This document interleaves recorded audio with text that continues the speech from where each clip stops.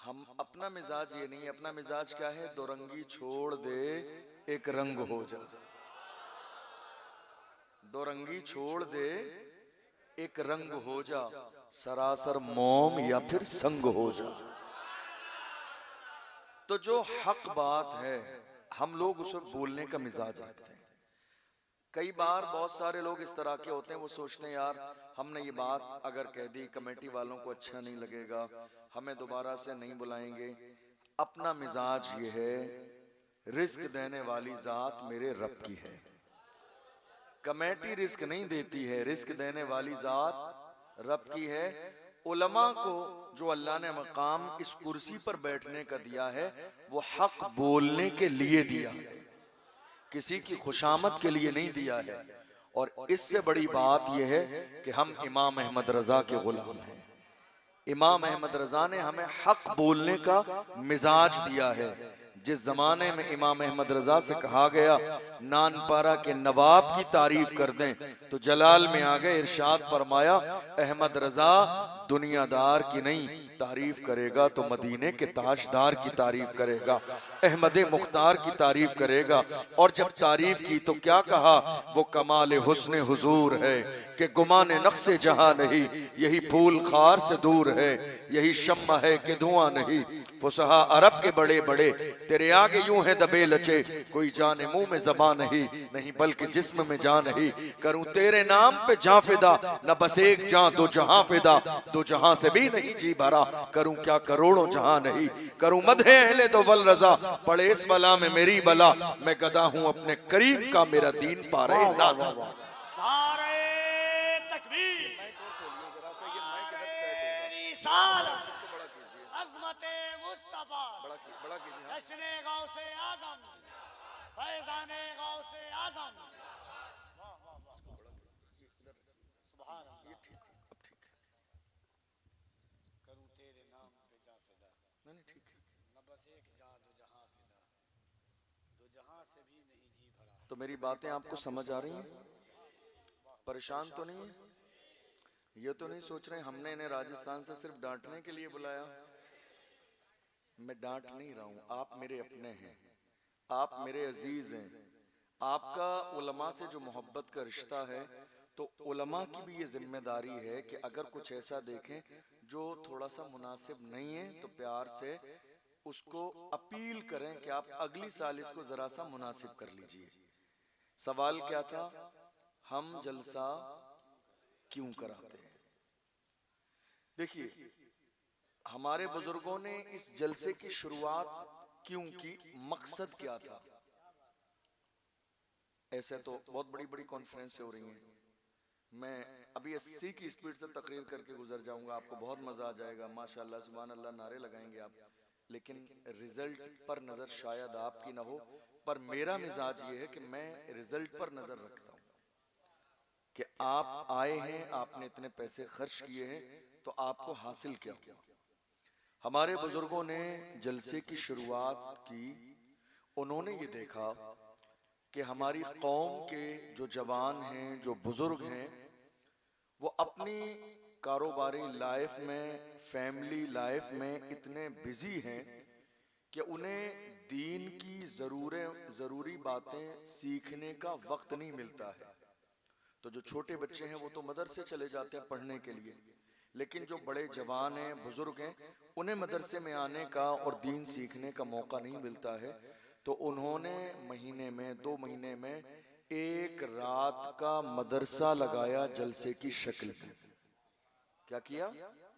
एक रात का मदरसा। क्या किया? एक रात का मदरसा। क्यों?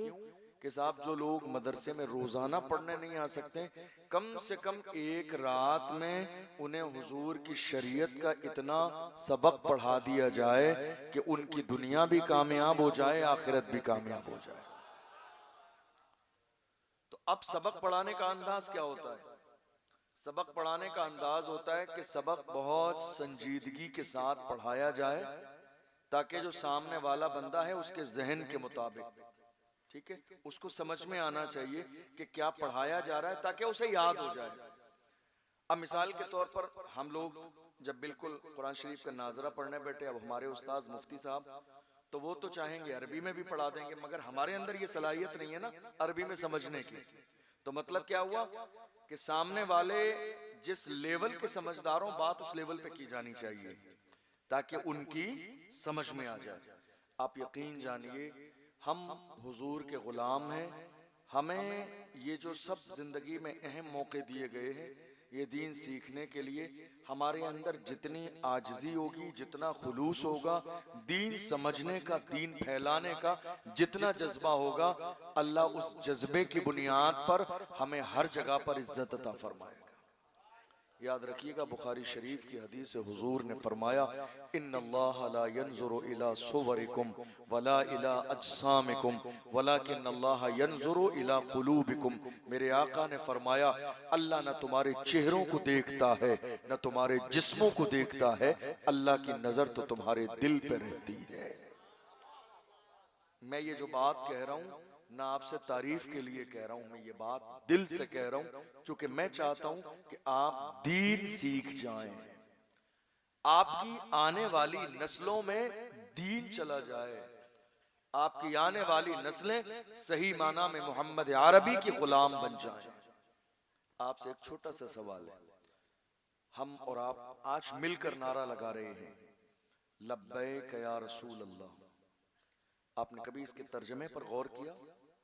इसका तर्जमा और मतलब क्या है? लब्बैक या रसूल अल्लाह, इसका मतलब यह है कि या रसूल अल्लाह हम हाजिर हैं। क्या मतलब है? आप सही बताइए, मेरी बात समझ आ रही है? परेशान तो नहीं है आप? जोशीला खिताब तो नहीं सुनना चाहते हैं? ये समझ में आने वाला सुनना चाहते हैं? आप वो कहेंगे मैं वो भी कर दूंगा, लेकिन आप संजीदगी से सुन रहे हैं तो सोच रहा हूं कुछ अच्छी बातें सीख कर जाइए। तो लब्बैक का मतलब क्या है? या रसूल अल्लाह हम हाजिर हैं। आप नारा तो लगा रहे हैं या रसूल अल्लाह हम हाजिर हैं, मैं भी नारा लगाता हूं खुलकर लब्बैक या रसूल अल्लाह हम हाजिर हैं, लेकिन कभी आपके जहन में ये ख्याल नहीं आया आप हाजिर कहां हैं? या रसूल अल्लाह हम हाजिर हैं, आप नारा लगा रहे हैं या रसूल अल्लाह हम हाजिर हैं, कभी ख्याल आया कि हम नारा लगा रहे हैं या रसूल अल्लाह हम हाजिर हैं, कहां हाजिर हो आप? मस्जिद में तो नहीं हूं, मदरसे में तो नहीं हूं, कहां हाजिर हो आप? दीन के काम में तो नहीं हूं, कहां हाजिर हो आप? वालिदैन की इताअत और खिदमत में तो नहीं हूं, कहां हाजिर हो? हुजूर के बताए हुए तरीके पर तो नहीं हूं, हुजूर के हुक्म पर अमल करते हुए तो नजर नहीं आ रहे हो आप? फिर ये नारा या रसूल अल्लाह हम हाजिर हैं, ऐसा तो नहीं कि हम बस नारा दिखावे के लिए लगा रहे हैं या रसूल अल्लाह लब्बैक या रसूल अल्लाह हम हाजिर हैं, लेकिन प्रैक्टिकल तौर पर हम उस किसी भी जगह हाजिर नहीं हैं जहां ईमान वाले को हाजिर होना चाहिए। आपको समझ आई ये बात? सबको समझ आई आगे से पीछे तक? या रसूल अल्लाह हम हाजिर हैं, कहां हाजिर हैं हम? मस्जिद में नहीं। डॉक्टर इकबाल ने क्या कहा? वाइज़े कौम की वो पुख्ता ख्याली न रही, बर्क़ तबाई न रही, शोला मकाली न रही, रह गई रस्म अज़ां रूह बिलाली न रही, फलसफा रह गया तलकीन गजाली न रही, मस्जिदें मरसिया खाहें के नमाजी न रहे, यानी वो साहिब औसाफ हिजाजी न रहे, मस्जिद तो बना ली शब भर में ईमा के हरारत वालों ने, मन अपना पुराना पापी था बरसों में नमाजी बन न सका। हम कहां हाजिर हैं आज? न मस्जिद में, न दीन के लिए, न दुनिया के लिए, न इस्लाम के लिए, न तालीमात कुरान के लिए, न रसूलुल्लाह के अहकाम पर।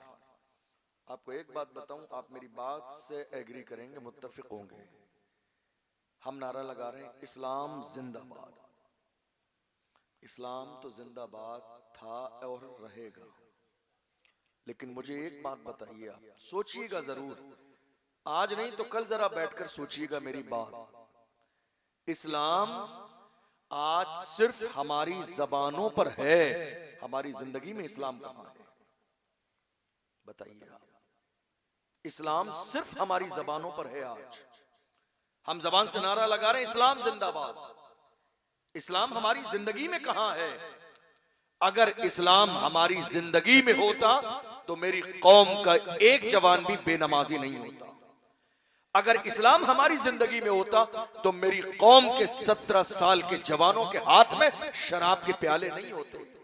अगर इस्लाम हमारी जिंदगी में होता तो मेरी कौम के जवान जिना के अड्डे पर मौजूद नहीं होते। अगर इस्लाम हमारी जिंदगी में शामिल होता तो हमारे जवानों के हाथ में ताश के पत्ते नहीं होते। अगर इस्लाम हमारी जिंदगी में शामिल होता तो हमारी कौम सूद का कारोबार नहीं करती। अगर इस्लाम हमारी जिंदगी में शामिल होता तो जो माँ बाप औलाद की वजह से, सताने की वजह से रो रहे हैं, परेशान है, वो नौबत कभी हमारे घर में नहीं आती। इस्लाम सिर्फ हमारी जबान पर रह गया, इस्लाम हमारी जिंदगियों में नहीं है। आज क्या कहते हैं आप? क्या ये बात सच है या नहीं? क्या इस्लाम हमारी जिंदगी में आज है? देख लीजिए, आप सुबह के उठने से शाम के सोने तक सिर्फ एक दिन का जायजा लीजिए। मैं बहुत लंबी बात नहीं करूंगा और ऐसी बात भी नहीं करूंगा जो आपके सर से गुजर जाए। आप सुबह फजर में उठ रहे हैं और सो रहे हैं बिस्तर पर, उठने से सोने तक आप गौर कीजिए, आप उठते कब हैं? आप कह रहे हैं अल्हम्दुलिल्लाह मैं मुसलमान हूं, अल्लाह का शुक्र है, लेकिन गौर कीजिए ये जुमला आपकी जबान पर है, क्या आपकी जिंदगी में भी शामिल है? किस वक्त उठ रहे हैं आप? किस वक्त? शिकायत आपको ये है किसी ने कुछ करा दिया है, मेरा कारोबार बंदिश करा दी है किसी बाबा से, मेरा रिस्क बंधवा दिया है, कारोबार नहीं चलता, पैसा नहीं है, दौलत नहीं है, माल नहीं है, परेशानियां मेरी जिंदगी में है, कुछ नहीं मिलता है। क्यों नहीं मिलता है? किसी बाबा की इतनी औकात नहीं है जो तुम्हारा रिस्क रोक दे। रिस्क देने वाली जात मेरे रब की है, रिस्क देने वाली जात परवरदिगार की है। समझिए ओरिजिनल इस्लाम क्या है, समझिए ओरिजिनल दीन क्या है। बाहर आइए इस अंधविश्वास से कि बाबा ने हमारा रिस्क रोक दिया है। रिस्क देने वाली जात भी रब की है और रिस्क रोकने वाली जात भी रब की है। तुमने रिस्क लेने वाला काम किया ही नहीं। पैगंबर सादिक मसदूक ने फरमाया, जिस घर में फजर के वक्त में नापाक मर्द और नापाक औरत सो रहे हो, फजर में जागे नहीं और जागकर गुस्ल न करें, सोते रहें और फजर का वक्त गुजर जाए, वहां रहमत वाले फरिश्ते नहीं आते।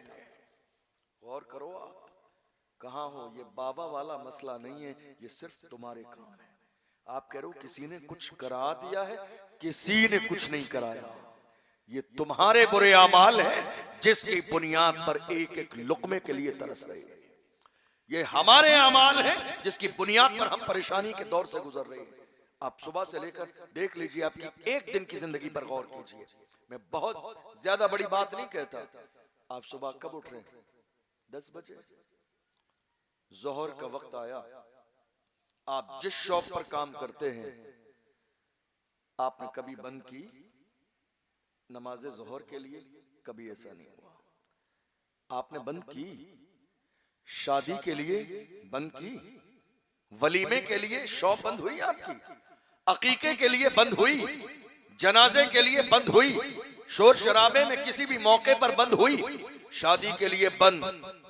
क्यों नहीं जाएंगे? रिश्तेदार बुरा मान जाएगा। वलीमे के लिए आपने अपनी दुकान, अपनी शॉप बंद की, नहीं जाएंगे, रिश्तेदार बुरा मान जाएगा। आपने जनाजे के लिए दुकान बंद की, नहीं जाएंगे, रिश्तेदार बुरा मान जाएगा। मुझे जरा दिल पे हाथ रख के बताओ, तुमने जोहर की नमाज के लिए क्या जिंदगी में एक बार भी अपनी दुकान बंद की? क्या तुम्हें ख्याल आया खुदा का बुलावा है, अगर उसके बुलावे पे नहीं जाएंगे मेरा रब बुरा मान जाएगा, मेरा रब नाराज हो जाएगा? जिस दिल में अगर एक बार भी जिंदगी में ये एहसास शामिल न हो, समझ लो इस्लाम उसकी जबान पर है, इस्लाम उसकी जिंदगी में बाकी नहीं है। कहां हैं हम एक दिन की जिंदगी पर? आप गौर कर लीजिए, एक दिन की जिंदगी पर हम मोमिन हैं, इस्लाम कहां है हमारी जिंदगी में? आप शाम तक चले जाइए, हम जो कारोबार करते हैं, कितनी बार ऐसी होती है, एक शख्स अपनी दुकान पर कारोबार करता है, उसके पास कोई चीज 100 रुपए की है, बेच रहा है 500 रुपए की, किसी शख्स ने आके उसकी कीमत लगाई 400 रुपए, तो इंसान उसी हलाल को हराम कैसे करता है जानते हो? वो कहते हैं अल्लाह की कसम खा के कहता हूँ 400 रुपए तो मेरी खरीद नहीं है। समझ रहे हैं इस बात को? तुमने हलाल को हराम कर लिया। ये तुम्हारा सुबह से शाम तक की जिंदगी है। 400 की चीज नहीं थी, वो थी 100 की, बेच रहे थे 500 की। उसने 400 लगाए तो तुमने क्या कहना था? नहीं साहब मेरा दिल नहीं है, मेरा नहीं पड़ता पड़ता है, मैं नहीं बेचता। आपने क्या कहा? 400 रुपए की तो मैं कसम खा के कहता हूँ मेरी खरीद भी नहीं है। तुमने अल्लाह की झूठी कसम खाई, तुम्हें अंदाजा भी नहीं है। तुम क्या सोच रहे हो 100 रुपए तुम्हें ज्यादा मिल जाएंगे तो जिंदगी गुजर जाएगी? नहीं मेरे अजीजों, जिंदगी 100 रुपए से नहीं, रब की रहमत से गुजरती है, उसकी इनायतों से गुजरती है। वो जब करम फरमाने पे आता है, तुमने देखा नहीं कितना करीम है वो परवरदिगार, कितना की शान तो ये है कि समंदर की मछलियों को भी बगैर बिजनेस के रिस्क अता फरमाता है। तुमने गौर किया कभी? समंदर की एक व्हील मछली को देख लो, क्विंटलों खाना खाती है रोजाना, मगर ये सिर्फ रब का करम है कि बगैर कारोबार के अल्लाह समंदर में भी मछलियों को रिस्क अता फरमाता है। कोई उनका कारोबार है, कोई उनका बिजनेस नहीं, मगर अल्लाह रिस्क देता है। आप खेती से जुड़े हुए लोग हैं, आपने देखा होगा हम जमीन खोदते हैं, 200 फीट 300 फीट जमीन खोद लेते हैं कभी बोरिंग के लिए। अचानक जमीन में से मिट्टी के अंदर बंद एक मेंढक निकलता है 200 फीट 300 फीट जमीन के नीचे। मैं आपके जहन के लेवल की गुफ्तगू कर रहा हूं, आपको समझ में आए, ताकि आपके जहन में एक बात बैठनी चाहिए, अल्लाह का करम एक बंदे पर कितना है। 300 फीट जमीन के नीचे एक मेंढक निकल रहा है। हालत यह है, नीचे भी मिट्टी है, ऊपर भी मिट्टी है। हम ये देख रहे हैं जिंदा रहने के लिए हवा की जरूरत, जिंदा रहने के लिए पानी की जरूरत, जिंदा रहने के लिए खाने की जरूरत। इसका मतलब यह है कि 300 फीट जमीन के नीचे एक मेंढक जिंदा है, तो मेरा परवरदिगार 300 फीट जमीन के नीचे उसके लिए हवा का भी इंतजाम करता है, पानी का भी इंतजाम करता है, खाने का भी इंतजाम करता है। जब जानवरों को रिस्क मिल रहा है तो हम तो अशरफुल मखलूकात हैं, हमें रिस्क क्यों ना मिलेगा?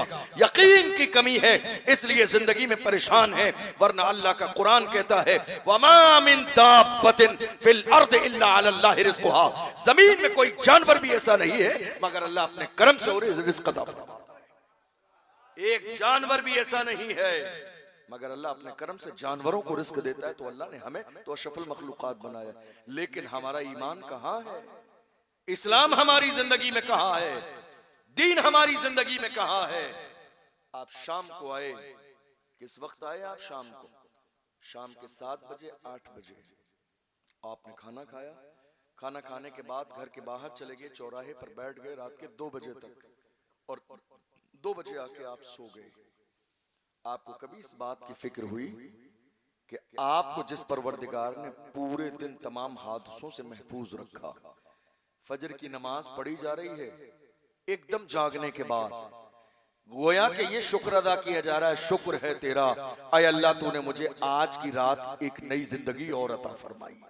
उठते ही नमाज पढ़ी जा रही है, सजदे शुक्र अदा किया जा रहा है, शुक्र है मेरे परवरदिगार, तू चाहता तो मौत का फरिश्ता भेजकर आज की रात में मेरी जिंदगी को तमाम कर देता, मगर तूने एक दिन की जिंदगी मुझे और अता फरमाई है। फजर की नमाज में सजदा सजदे शुक्र अदा किया जा रहा है, और सोने से पहले रात को सजदे शुक्र अदा किया जा रहा है। शुक्र है मेरे परवरदिगार, पूरे दिन मैं रोड पर रहा, बाजारों में रहा, कितने एक्सीडेंट हो गए, कितने लोग मर गए, मगर अल्लाह तेरा शुक्र है कि तूने सारे हादसों से मुझे महफूज रखा है।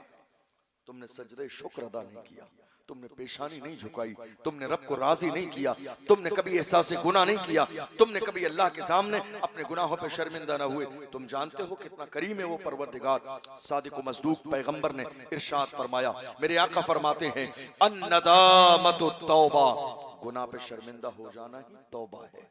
देखो उसकी मेहरबानी, अगर गुनाह हो जाए तो तुम गुनाह पे शर्मिंदा हो जाओ, अल्लाह गुनाह को माफ करने वाला है। दूसरे मकाम पर मेरे आका ने फरमाया, अत्ताइबु मिनज़्ज़म्बि कमन ला ज़म्ब ला, गुनाहों से तौबा करने वाला बंदा जब वो गुनाह से तौबा कर लेता है तो वो ऐसा ही गुनाह से पाक हो जाता है गोया कि उसने गुनाह किया ही नहीं है। ये अल्लाह की रहमत है, ये उसका करम है, ये उसकी मेहरबानी है, ये उसकी इनायतें हैं। लेकिन आप गौर कीजिए कि इस्लाम हमारी जिंदगी में कहाँ है। हम कह रहे हैं लब्बैक या रसूल अल्लाह, या रसूल अल्लाह हम हाजिर हैं।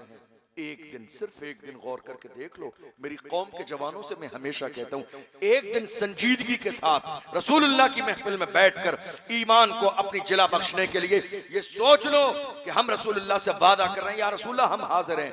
हम हाजिर कहाँ हैं? हम कहाँ हाजिर हैं? तुमने हीरो नहीं देखे, तुम तो नाचने गाने वालों को हीरो समझते हो, वरना हमने और आपने हमारी माते की आंखों से हीरो देखे हैं। हमने देखा है पिछले साल जब रमजान का महीना आया, फलस्तीन की सरजमीन पर बमबारी की जा रही थी, लाशें गिर रही थी, घर गिर रहे थे, मस्जिदों के ढेर पड़े थे, जवान बेटों के लाशें पड़े थे, मगर अल्लाह की इज्जत की कसम खा के कहता हूं, फलस्तीन के जवानों ने न एक सजदा कज़ा किया, न नमाजें कज़ा की, न रोजा छोड़ा है, न तरावी छोड़ी है, न जुमा छोड़ा है, न सदका छोड़ा है, न शुक्र छोड़ा है।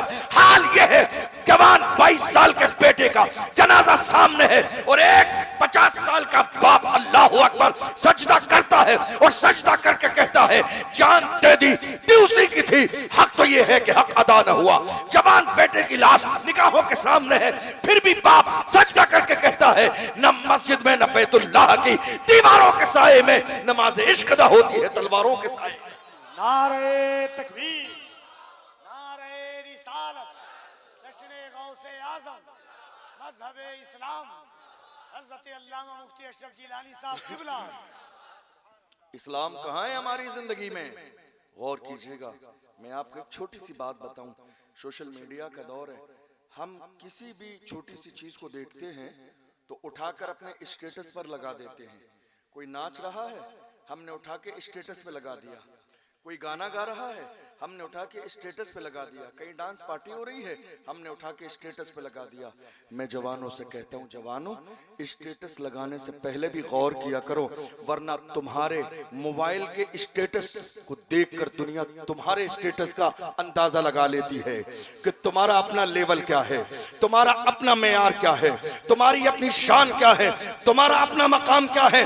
अरे हम क्या थे और क्या हो गए? पूछो डॉक्टर इकबाल से हमारी तारीख क्या है, तो डॉक्टर इकबाल ने कहा था हमारी तारीख रही है टल न सकते थे अगर जंग में अड़ जाते थे, पांव शेरों के भी मैदान से उखड़ जाते थे, तुझसे सरकश हुआ कोई तो बिगड़ जाते थे, तीर क्या चीज है हम तोप से लड़ जाते थे, शान आंखों में न जचते थे जहांदारों की, कलमा पढ़ते थे हम छाओं में तलवारों की। हम जो जीते थे तो जंगों की मुसीबत के लिए और मरते थे तेरे नाम की अजमत के लिए। दश्त तो दश्त है, दरिया भी न छोड़े हमने, बहरे जुल्मात में दौड़ा दिए घोड़े।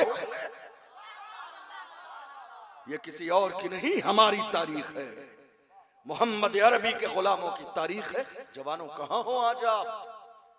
ये जवानी अय्याशियों के लिए नहीं है, जवानी शराब के लिए नहीं है, ये जवानी जिना के लिए नहीं है, ये जवानी नाफरमानी के लिए नहीं है, ये जवानी जो है नशे में जाय करने के लिए नहीं है, ये जवानी तबाह बर्बाद करने के लिए नहीं है। तुम्हें अंदाजा भी नहीं है, दुनिया की हर कौम का सबसे कीमती सरमाया उस कौम के नौजवान होते हैं।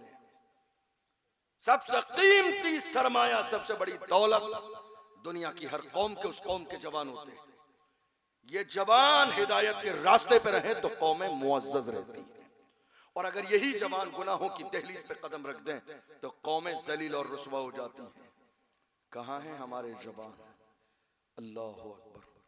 अफसोस होगा आपको ये जानकर, हमारे 17 साल के जवान कहाँ हैं? शराब के ठेके पर। रात के 3 बजे शराब के ठेके पर छापा पड़ा एक जगह, 10-20 जवान पकड़े गए।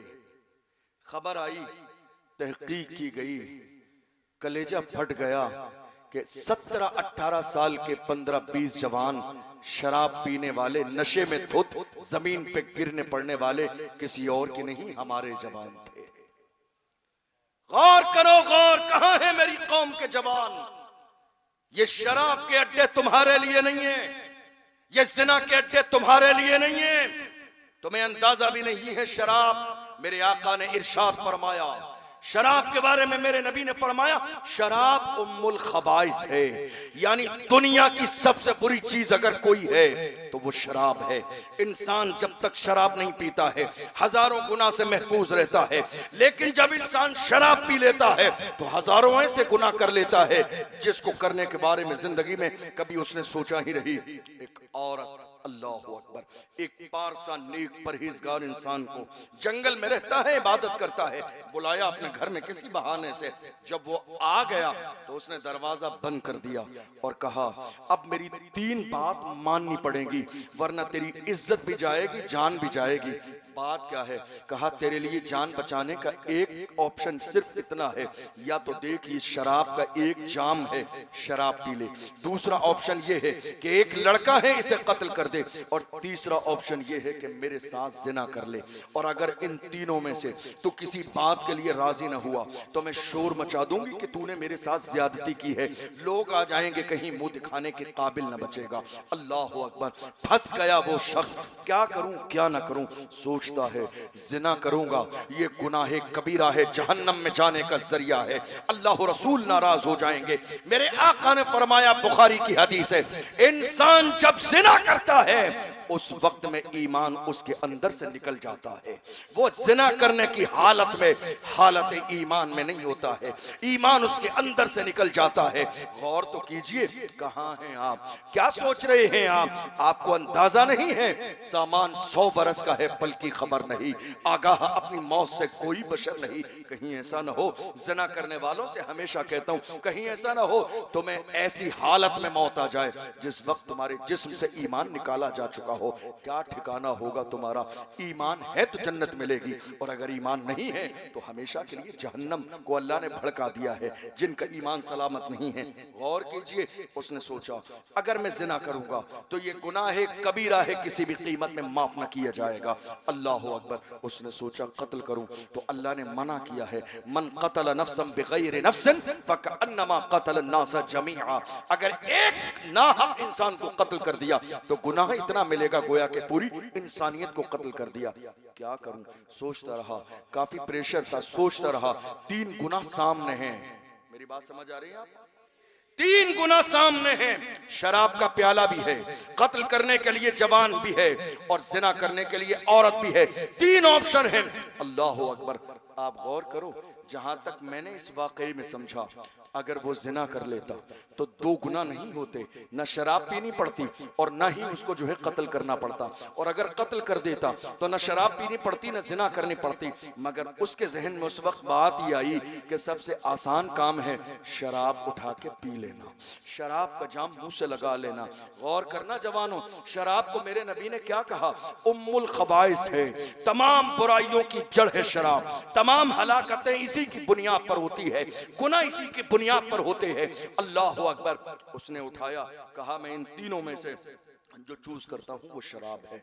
शराब का प्याला उठा के मुंह से लगाया, शराब पी ली। शराब पीने के बाद जब दुनिया का नशा गालिब आया है तो नशा गालिब आने के बाद उसने जिना भी किया, उसने जिना भी किया।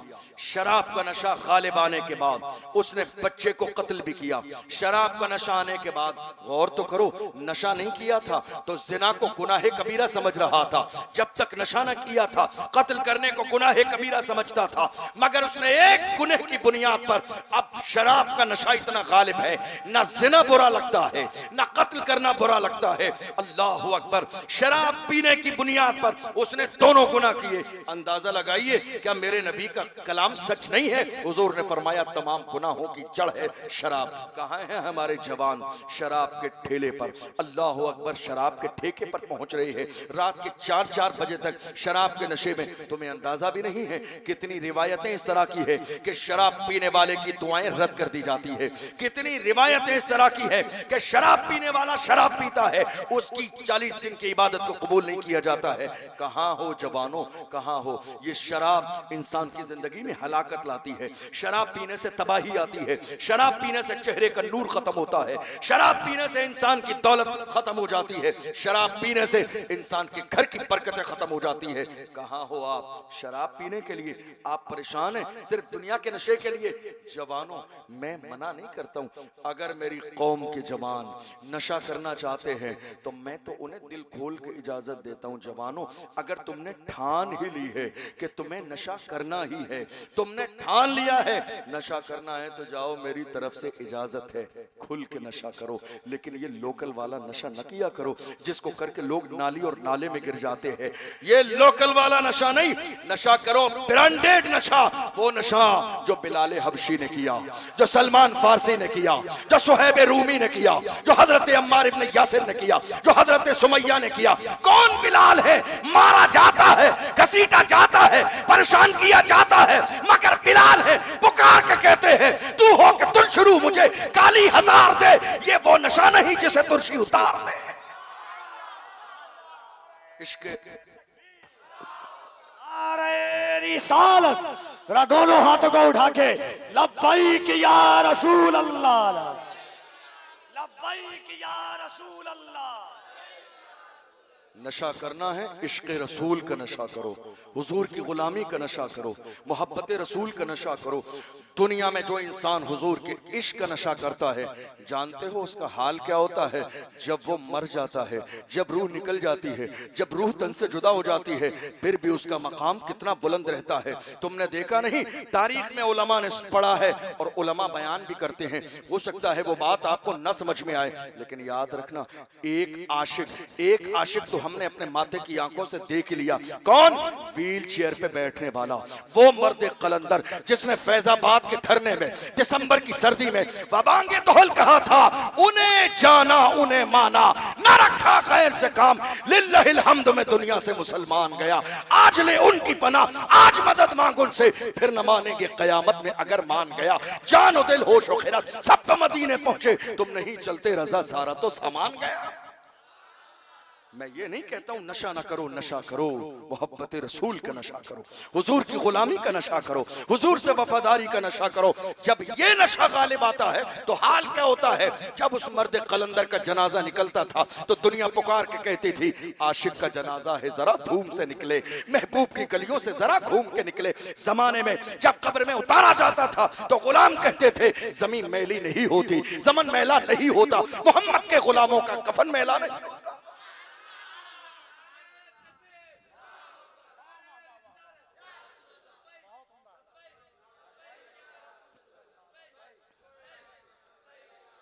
नशा नहीं जवानों, बाज आ जाओ इस नशे से।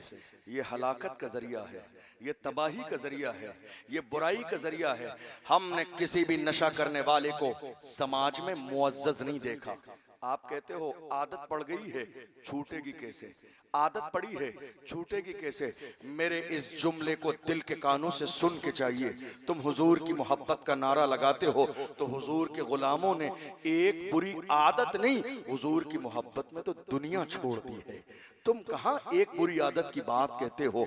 अल्लाह अकबर। हमने देखा रसूलुल्लाह सल्लल्लाहु अलैहि वसल्लम के गुलाम कैसे थे, उनका अंदाज कैसा था, उनका मिजाज कैसा था। वो जमाने में यही नारा लगाते थे, छुट जाए अगर दौलत कौनेन तो क्या गम, छूटे न मगर हाथ से दामाने मोहम्मद। मोहम्मद अरबी के गुलामों ने किसी भी दौर में कभी किसी भी हक बात में समझौता नहीं किया। जमाना मानता है बुरा तो मान जाए, जमाना गलत कहता है तो कहता रहे, लेकिन हम हुजूर के गुलाम हैं। जो हक है, जो सच है, माना भी उसी को जाएगा, कबूल भी उसी को किया जाएगा। आप कहते हैं साहब आदत पड़ गई है, छूटती नहीं है, क्या करें क्या ना करें? याद रखिएगा, अगर ईमान सलामत है, अगर हुजूर की मोहब्बत दिल में है तो बड़े से बड़ा गुनाह एक लम्हे में छोड़ देंगे, सिर्फ ये सुनकर कि मेरे आका को पसंद नहीं है। थोड़ी सी आवाज बढ़ाइए इसकी। मेरे आका को पसंद नहीं है।